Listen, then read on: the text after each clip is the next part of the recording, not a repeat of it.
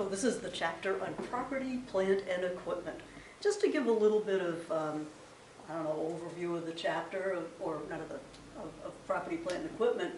A lot of times in the past, a lot of the biggest corporations had a large percentage of their assets tied up in property, plant, and equipment.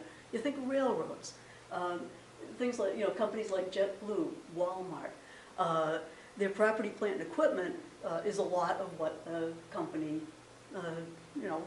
relied on. You contrast that to a company like Microsoft. JetBlue right now, almost 70% of their assets are property, plant, and equipment. Walmart 56, 0.08 for Microsoft.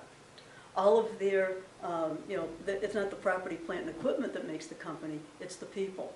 And so I've actually in the section, I think the intro section, there's a Harvard Business Review article on property, plant, and equipment, totally optional, but it's pretty interesting.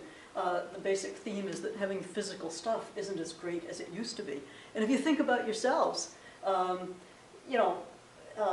home, we don't really, you don't go to the movies that much anymore. You don't buy movies that much. You go to use your Netflix, or, and rather than go to live music, a lot of times you get Spotify, you get all these, music streaming things. Why own a car? All the insurance, all the aggravation, all the parking, find a place to park, what a nightmare.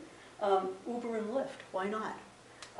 And so, I got one of my kids that lives in New York, he's never even gotten a license, Yeah, just Uber and Lyft and whatever, So, anyway, these companies are what they call asset light. Uber and Lyft, no fleet of cars. They're not like Hertz Rent-A-Car. So anyway, that's property, plant, and equipment. I guess it'll depend on the industry that you're in, what percentage it is of a company's total assets. Okay, sort of an overview of the chapter. Yeah, the first part's not too bad. That's mostly review. What is property, plant, and equipment?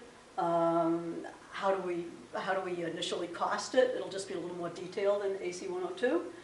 Cost of accounting for self-constructed assets, fairly straightforward. Capitalization of interest, that's a big one. That's just kind of pretty awful, but I have it down so it should make sense. The valuation, everything until you get right down to the exchange of non-monetary assets is pretty good. And then that's just plain awful. It's I don't know, maybe it's just me, but it's, you have to think about that one quite a bit. Contributions, that's okay. Cost subsequent to acquisition generally makes sense, and the disposition is fine. That's really just a little more detailed in 102. So all in all, you've got to allow some extra time for the capitalization and the exchange part of the chapter. The rest of it, you should be able to get through without, too much of a nervous breakdown. Okay, that's the intro to chapter 10.